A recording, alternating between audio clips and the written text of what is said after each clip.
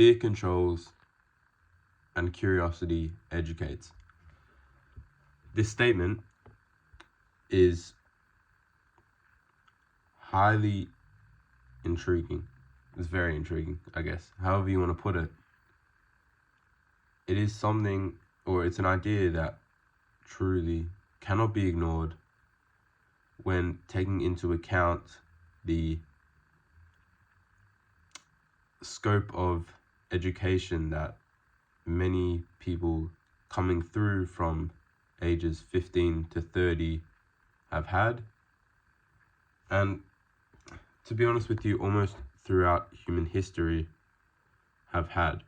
Now, technology is it is as prevalent as it has ever been. It is a part of so many of our lives for such a long part of our lives. For a lot of us, it is close to half of our waking hours is spent on a phone or looking at a screen, maybe most likely even longer.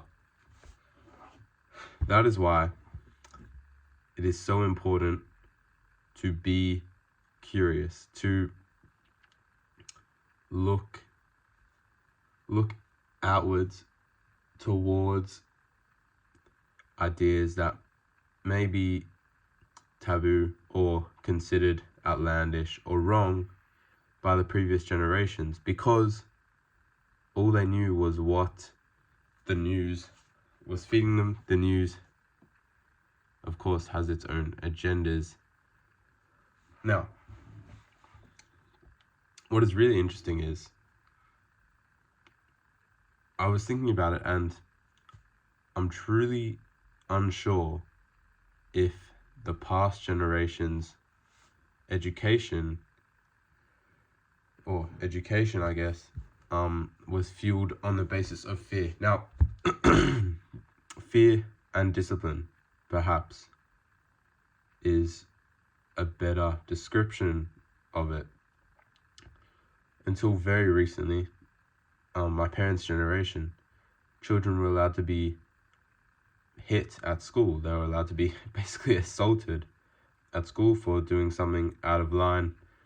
This behavior or this negative reinforcement of getting hit or whipped, whatever it is, for doing something wrong, does not educate. It does not teach curiosity or free thinking. It teaches almost a slave mindset, you could say. I guess the slave knows only what their masters tell them to know, and it does exactly what their masters tell them to do. And it's sort of the same idea as a child who, when their curiosity or one of their interest peaks, they get assaulted. Essentially, they get assaulted. It kills curiosity. It does build discipline and, I guess, correct behavior in the eyes of the perpetrator and in the eyes of the coordinators. However, is it really what makes up a better society? And I think it makes a better society for those who don't or choose not to be controlled or disciplined. It makes it easier, I guess, for the free thinkers and not free, it sounds so cringe, but like people with curiosity, people who are willing to question things, not like stupid conspiracies, but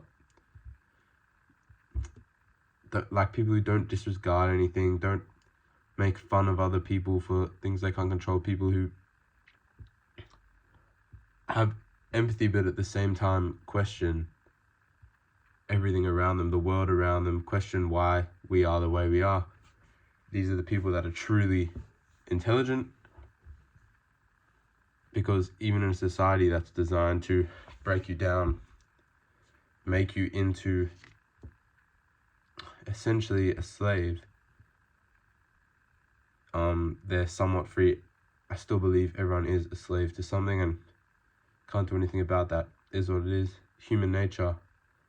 Everyone wants to have something that they call their own, and they end up being owned by the thing that they call their own, or they end up being owned by the thing that they own, which is ironic, but that's the way it is.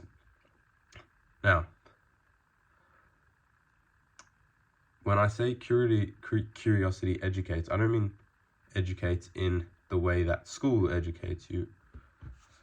I'll talk about in the way that life will educate you. Life will break you. I haven't lived a lot of life, but I know that life will break you down. It will tell you that you're stupid, and it'll give you so many trials and tribulations that you won't know what to do at the end of it. However, to still think and be free, be a free thinker, is truly the testament of a life well lived.